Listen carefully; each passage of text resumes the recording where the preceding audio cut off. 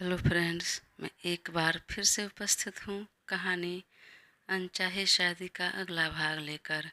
इसके पहले भी 9 भाग अपलोड हो चुके हैं। अगर आपने नहीं देखा तो प्लीज़ एक बार मेरे चैनल पर जाकर अवश्य देखें।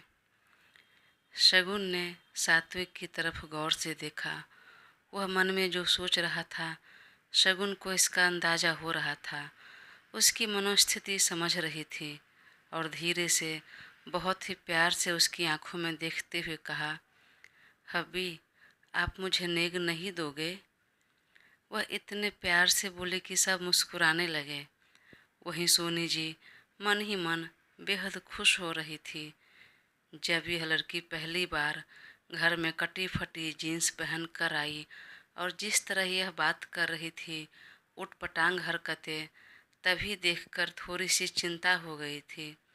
लग नहीं रहा था कि यह लड़की इस घर के लिए और सात्विक के लिए एक अच्छी पत्नी और बहू साबित होगी। पर मैं गलत थी। कितने अच्छे से सब रिश्ते को स्वीकार कर रही है, घुल मिल रही है, और तो और मेरे बेटे की कितनी इज्जत कर रही है। लगता नहीं है विदेश में पढ़ी लिखी है। सही तो कहते हैं लोग, डोंट जज a book by its cover. मन में बोलते हुए वह मुस्कुराई और शगुन के गाल पर अपना हाथ रखते हुए कहा, हाँ बहू, सात्विक नेग देगा। क्यों नहीं देगा? चलो सात्विक, निकालो अपना नेग। हाँ हाँ, जल्दी से निकालो, मेरी इकलौती पोता बहू के लिए। सात्विक ने माँ, दादी और शगुन की तरफ देखते हुए कहा, दादी, मॉम, फिलहाल तो मैंने कुछ सोचा नहीं। मैं सोच कर कुछ लेकर आता हूँ शाम तक। शगुन ने और भोली सी सूरत बनाई और कहा, अरे आपने कुछ नहीं सोचा है तो रहने दीजिए, कोई बात नहीं, मत दीजिए। बस आप मुझे पग फेरे की रस्म के लिए लेकर चलिए मम्मी के घर। यही मेरे नेग होंगे, मैं इसी में खुश हो जाऊंगी। उसकी इतनी प्यारी बातें सुनकर दादी तो इमोशनल हो गई और अपने हाथों से उसका बलैया लेकर अपने सिर से लगाकर उंगलियां तोड़ते हुए कहा, हाय मेरा बच्चा, कितनी समझदार है, कितनी समझदारी भरी बातें कर रही है। और तुम यह नेग में क्यों मांग रही हो? इसका तो फर्ज है तुम्हें लेकर जाना पग फेरे के लिए। तो नेग में कुछ और ले लो। हाँ बहू, कुछ और बोलो, सासू माँ ने भी तुरंत कहा। नहीं मॉम, दादी, मुझे कुछ और नेग नहीं चाहिए। इनका साथ, इनका प्रेम मिलता रहे और यह मेरी बात माने, बस और कुछ नहीं चाहिए। अरे मेरी बहू, मेरी लाडो, कितनी समझदार है, बिल्कुल मेरी तरह। इस घर के और सात्विक के तो भाग खुल गए, इतनी अच्छी बहू मिली। वहीं सात्विक उसकी नौटंकी और एक्टिंग आंखें फाड़ कर देख रहा था। ओह गॉड, यह लड़की तो एक बहुत बड़ी नौटंकी है। इंस्टाग्राम रील बनाते बनाते रियल लाइफ में भी क्या एक्टिंग करना सीख गई है। इसे तो घर में नहीं, टीवी सीरियल में होना चाहिए। दादी, इन्होंने तो कुछ जवाब नहीं दिया, शायद मुझे नहीं लेकर जाएंगे। अरे बेटा, क्यों परेशान हो रही हो? लेकर जाएगा ना। सात्विक, बहू को लेकर जाओ उसके मायके। लेकिन दादी, अभी फ़िलहाल मुझे बहुत इम्पोर्टेंट मीटिंग अटेंड करनी है। मेरे असिस्टेंट का बार बार कॉल और मैसेज आ रहा है। फ़िलहाल मैं बहुत बिजी हूँ। अच्छा ठीक है, तो अभी नहीं तो शाम को फ्री है तो शाम को लेकर चले जाना। ठीक है ना बहू? जी दादी, ठीक है, मैं चली जाऊंगी शाम को भी। लेकिन कहीं शाम को ये मुकर गए तो? नहीं लेकर जाएंगे तो? अरे ऐसे कैसे नहीं लेकर जाएगा, मैं हूँ ना। तब तक सात्विक ने कहा, हाँ ठीक है, शाम को देखता हूँ, लेकर जाता हूँ मैं। बहू, तुमको पैकिंग करना है तो करो, शाम को चले जाना और रात में रुक कर अगली सुबह आ जाना। और हाँ, रात को तुम भी बहू के साथ वहीं रुक जाना, यहाँ मत आना उसे छोड़कर। सात्विक तो बेचारा ऐसा फंसा था कि कुछ बोल ही नहीं पा रहा था और उसकी राय कोई जानना भी नहीं चाह रहा था। कोशिश भी नहीं कर रहा था।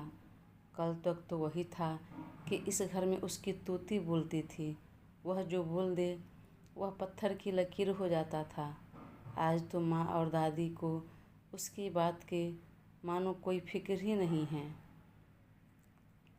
उसने माँ और दादी की नज़रों से बचकर शगुन को घूर कर देखा तो शगुन ने हौले से मुस्कुरा दिया। ठीक है, आप अभी अपना काम कर लीजिए, मैं तब तक अपना बैग पैक कर लेती हूँ, बोलकर वह तुरंत कमरे में चली गई। और उसके जाने के 2 मिनट बाद ही सात्विक उठा और बोला, ठीक है, तो मैं फ़िलहाल घर से काम कर लेता हूँ अपना, और शाम को लेकर चला जाऊँगा। और वह तेज़ी से सीढ़ियाँ चढ़ते हुए ऊपर आया तो देखा वह बेड पर बैठकर मोबाइल लिए अपना एडिट्स बना रही थी। वह अंदर आया और उसकी कलाई पकड़कर खींच लिया अपनी तरफ। हे, तुम क्या कर रहे हो? लेकिन तब तक वह उसे दीवार से लगा चुका था तो वह उसे धक्का देकर हटाकर जाने की कोशिश करने लगी। तो उसने दोनों हाथ दोनों तरफ से दीवार पर उसके बेहद करीब कर दिया और बोला, बहुत मज़ा आ रहा है? हाँ, बहुत मज़ा आ रहा है तुमको मुझे परेशान करके। पर तुम जो कर रही हो उसका परिणाम क्या होगा कल को, इसका अंदाज़ा भी है तुम्हें? उसने आंखें छोटी करते हुए कहा, क्या परिणाम होगा? मैं कुछ समझी नहीं, क्या बोल रहे हो तुम? यह जो अच्छी बनने का दिखावा कर रही हो, जो कि वास्तव में तुम हो नहीं, वह पता चलेगा, तुम्हारी पोल खुलेगी, फिर क्या होगा? कुछ भी नहीं। अरे मेरा प्रॉब्लम तुम हो, बाकी घर वाले तो अच्छे हैं, तो मैं उनके साथ क्यों अपना रिश्ता ख़राब करूँगी? उनके साथ तो अच्छा ही बिहेव करूँगी ना। सब कितने प्यारे हैं घर में, दादी दादू मॉम डैड सब कितने अच्छे हैं। पर मुझे एक बात समझ में नहीं आ रही, जब सब इतने अच्छे हैं तो उनके बीच में तुम ऐसे कैसे हो गए? हाँ, समझ सकती हूँ, संगत, सर्कल, ज़रूरी नहीं घर में अच्छा एनवायरनमेंट मिले तो भी बच्चे अच्छे बन जाए। इसलिए तो कहते हैं बच्चे का सर्कल अच्छा होना चाहिए। सुनकर सात्विक का दिमाग भन्ना गया। गुस्सा इतना आया कि मानो दिमाग की नस फट जाएगी। अब उसने तुरंत उसका जबड़ा पकड़ लिया। ए लड़की, कितना बोलती हो? चुप, बिल्कुल चुप, और अपनी हद में रहो, अच्छा रहेगा तुम्हारे लिए। और सोचो, तुम जो अच्छी बनने का नाटक कर रही हो, इतनी एक्टिंग कर रही हो, और कल को तुम्हारी सच्चाई पता चलेगी, घर वालों के सामने आएगी तुम्हारा असली चेहरा, असली हरकतें, फिर तुम क्या मुँह दिखाओगी? उसकी यह बात सुनकर शगुन को बेहद गुस्सा आया और कुछ नहीं सूझा तो अपने पैर से उसके पैर पर ज़ोर से टैप किया और इसके साथ ही सात्विक के मुंह से ज़ोर से आह निकली और तुरंत उसे छोड़ दिया। मैं डबल चेहरा लेकर घूम रही हूँ तो तुम दूध के धुले नहीं हो मिस्टर। रही बात यह मेकअप, मंगलसूत्र, बिंदी, सिंदूर सब की, तो यह श्रृंगार मात्र है और कुछ नहीं। और दादी ने कहा पहन लेने के लिए तो पहन लिया। उनकी इतनी सी बात मानने पर उन्हें खुशी मिलती है, अच्छा लगता है तो क्या जाता है मेरा, कुछ भी नहीं। तो मान ली उनकी बात मैंने। वैसे भी देखो ना, कितनी सुंदर लग रही हूँ, कितनी प्यारी दिख रही हूँ। तुम भी तो बार बार घूर कर देख रहे थे मुझे। वह चौंक गया और नज़रें फेर ली अपनी। तो शगुन ने भी मुंह टेढ़ा करते हुए कहा, मैं इतना अच्छा एडिट बना रही थी, बेवजह तुमने डिस्टर्ब किया। और रही बात में हद में रहने की, तो मैं अब तक हद में ही हूँ, तो तुम इतना परेशान हो रहे हो। अगर हद में नहीं रहूँगी फिर तुम्हारा क्या हालत होगा मिस्टर टेम्पररी पतिदेव? सात्विक ने गुस्से में घूर कर देखा। चचा, तुम्हारा तो घर में रहना मुश्किल हो जाएगा। तुम चाहते हो मैं अपनी हद क्रॉस करूं? सात्विक ने उसके कमर में अपने दाएं बाह लपेटी और खींचकर अपने से सटा लिया और दूसरा हाथ से उसके बालों को ठीक करते हुए आंखों में गौर से देखने लगा। बहुत हल्के में ले रही हो तुम मुझे। वही मैं भी तुम्हें कहने वाली थी कि तुमने मुझे कुछ ज़्यादा ही हल्के में ले लिया। तुम्हें क्या लगा कि कल रात जो तुमने मुझे धमकी दी कि यहीं पर हेल के दर्शन करवा दूँगा तो मैं डर जाऊँगी, घबरा जाऊँगी, रोऊँगी, तुम्हारे सामने नहीं आऊँगी? अगर तुमने ऐसा सोचा भी तो फिर तुम्हें बता दूँ कि तुम्हें बहुत बड़ी गलतफहमी हुई है। मैं उन सताई हुई सीरियल टाइप आदर्शवादी लड़कियों में से नहीं हूँ कि सामने वाला मुझे कुछ भी सुना दे और मैं चुपचाप सिर झुकाकर सुनती रहूँ। तुम एक सुनाओगे तो मैं 4 सुनाऊँगी तुम्हें, तुम मुझसे संभल कर रहना। वह गुस्से में इतनी तेज़ी से बोल रही थी कि उसकी रोल होती हुई आँखों के साथ लिप्स भी बेहद खूबसूरत लग रहे थे और उसे देख रहा सात्विक को एक अलग ही चाहत होने लगी। वह क्या बोल रही है क्या नहीं, वह कुछ नहीं सुन रहा था। वह बस एकटक उसकी आंखों में देख रहा था। उसकी एक बाँह तो उसके कमर में थी और दूसरा हाथ उसने उसके सिर के पीछे लगाया और धीरे धीरे उसके चेहरे पर झुकने लगा। उसे इस तरह देखकर शगुन का कलेजा धक से रह गया। पूरे बदन में एक सनसनी सी होने लगी और कसकर उसने अपनी आंखें बंद कर ली। अभी दोनों के होंठ जुड़ने ही वाले थे कि तभी सात्विक का फ़ोन बजा और झटके में दोनों अलग हुए। ओह गॉड, यह मैं क्या करने जा रहा था। नहीं, दोबारा इस लड़की के करीब नहीं जाना है, कभी नहीं। वहीं शगुन भी झटके में दूर हटते हुए बोली, मैं ऐसे कैसे कंट्रोल खोने लगी। जो भी हुआ था हमारे बीच वह भूल बस हो गया था, गलती से हो गया था।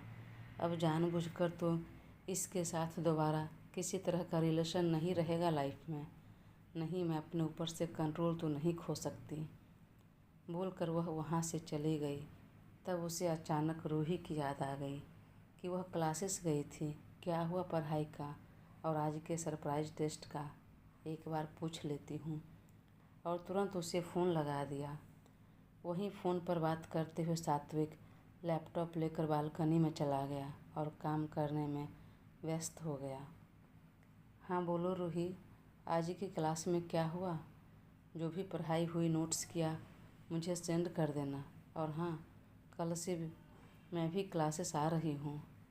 ठीक है, तो कल क्लासेस आएगी तभी बात करेंगे, अभी मैं भी बिजी हूँ ज़रा। अरे कल क्यों, शाम को मेरे घर आना, मैं आ रही हूँ तो बैठकर बातें करेंगे। तो फिर ठीक है, शाम को मिलती हूँ तुम्हारे घर पर। और दोनों ने फ़ोन रख दिया। इधर सात्विक अपने असिस्टेंट अभिषेक से बात कर रहा था तो उसने कहा, सर मैनेजर टिया ने अचानक रेजिग्नेशन लेटर डाल दिया है। अभी कुछ देर पहले ही मेल देखा मैंने। नहीं अभिषेक, अचानक नहीं, उसने मुझे पहले ही कहा था, करीब 1 महीना पहले ही। ओके सर, फिर उसकी जगह दूसरी मैनेजर देखे हैं? हाँ हाँ देखूँगा, पर कुछ दिन रुक कर। Okay sir. फिर दोनों ने फ़ोन रखा और काम करने लगे। शाम को सात्विक उसे लेकर उसकी मम्मी के घर गया। दोनों को एक साथ देखते ही अमित जी और जूही जी, दादी नैना जी की खुशी का ठिकाना नहीं रहा। माँ उसके ट्रॉली बैग पकड़ते हुए उसका हाथ पकड़कर अंदर ले गई और बेटी को ऊपर से नीचे तक देखने लगी। उसे साड़ी में और पूरा 16 श्रृंगार में देखकर तो खुशी का ठिकाना नहीं रहा। हाय मेरी बच्ची, कितनी अच्छी लग रही है। मैंने तो सोचा भी नहीं था कि तुम इतनी जल्दी और अच्छे से एक्सेप्ट करोगी इस शादी को और परिवार को। बहुत प्यारी लग रही हो, दोनों साथ में कितने अच्छे लग रहे हैं।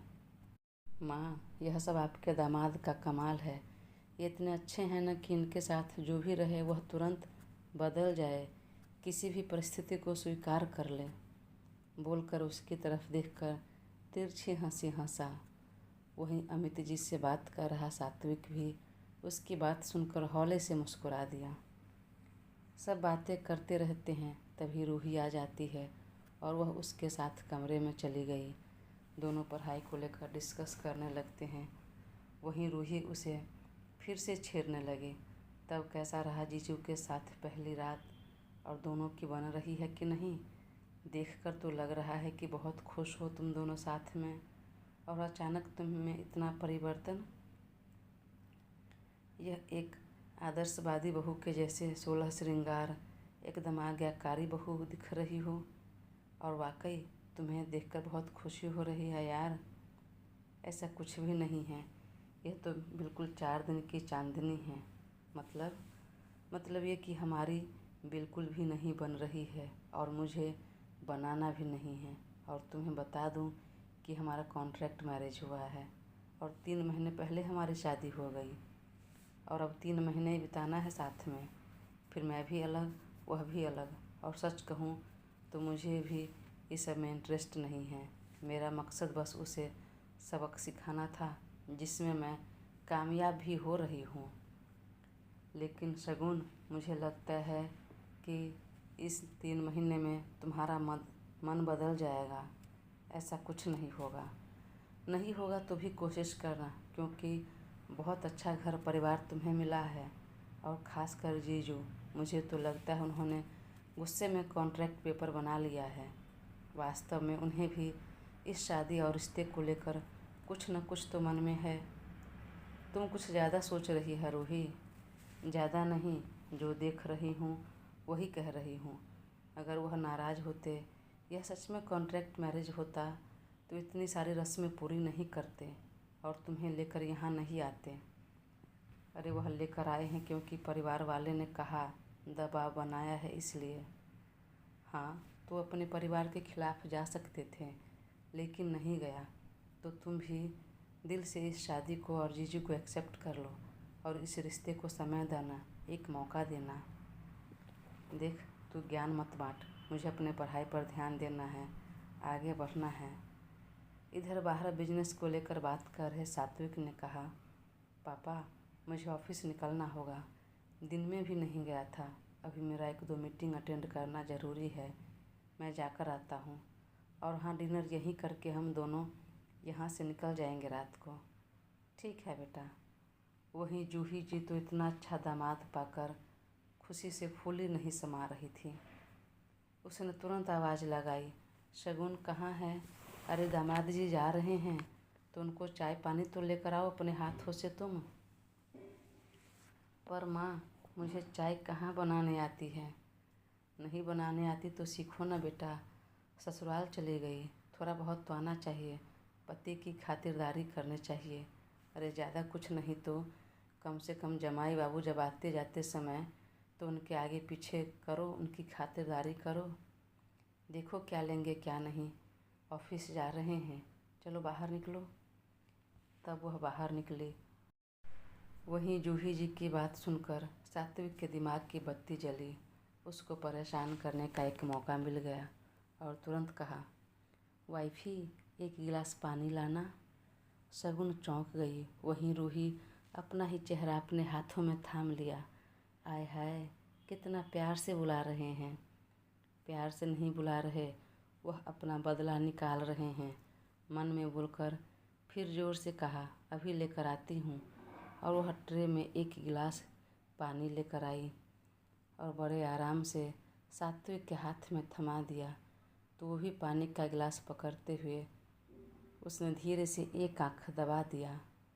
शगुन ने दांत खींचते हुए आंखें दिखाई तो सात्विक ने फिर कहा, वाइफी 1 कप चाय बना दोगी क्या? तुम्हारे हाथों का चाय पी लेता फिर मैं निकलता। शगुन एक खिसियानी हंसी हंसते हुए देखने लगे तो जूही जी ने तुरंत कहा, बेटा मैं बना रही हूँ। मम्मा आप रहने दीजिए ना, शगुन बना लेती है ना। लेकिन अरे कोई नहीं मम्मा, शगुन जैसा भी चाय बनाएगी मैं पी लूँगा, पर चाय तो बस अपने वाइफी के हाथों का ही पीऊँगा। शगुन अंदर ही अंदर जल भून रही थी। वही रूही और बाकी घर वाले बेहद खुश थे दोनों के बीच की बातें और प्यार देखकर। वह मुँह बनाते हुए चली रसोई में चाय बनाने तो पीछे से सात्विक भी गया। मम्मा मैं भी जा रहा हूँ, अगर वह कुछ गलती करेगी तो मैं हेल्प कर दूँगा। ठीक है जाओ बेटा। और वह तुरंत रसोई में गया और हाथ बांधे स्लैब से टिक कर खड़ा हो गया और उसे चाय बनाते हुए देखने लगा। ज़्यादा खुश मत हो, इसका कसर मैं तुम्हारे घर में पूरा कर लूँगी, तब का तब देखेंगे। फ़िलहाल तो बहुत अच्छा लग रहा है, बोलकर सात्विक ने एक बार फिर अपनी आँख दबा दी। कुछ देर में शगुन ने चाय बनाई और सबको कप में निकाल कर दी। चाय तो कुछ ज़्यादा खास नहीं बनी थी, फिर भी सात्विक ने पी लिया और ऑफिस जाने के लिए उठ खड़ा हुआ। फिर जाते जाते शगुन के गाल पर हाथ रखते हुए कहा, वाइफी, रात का खाना भी मैं तुम्हारे हाथों का ही खाऊंगा, तो जैसे भी हो तुम ही बनाना। बाय, चलता हूँ। बाय मम्मी पापा, बाय दादी। तो सब ने जवाब में बाय कहा और वह कार में बैठकर ऑफिस के लिए निकल गया। वह रास्ते में जा रहा था कि सिग्नल पर कार रुकी और तभी बगल में एक और कार आकर रुकी। उसमें जो लड़की बैठी थी उसे देखते ही सात्विक चौंक गया और तुरंत कांच नीचे करते हुए कहा, हे तृप्ति, हाउ आर यू? और तुम इंडिया कब आई? कल रात को ही आई हूँ और सिर्फ तुम्हारे लिए आई हूँ। मैं तुमसे ही मिलने तुम्हारे ऑफिस जा रही थी। आखिर कौन है यह लड़की और क्या मोड़ लाएगी सात्विक और शगुन के जीवन में? जानने के लिए अपना साथ बनाए रखें और चैनल को सब्सक्राइब कर मुझे ज़रूर सपोर्ट करें। Thank you.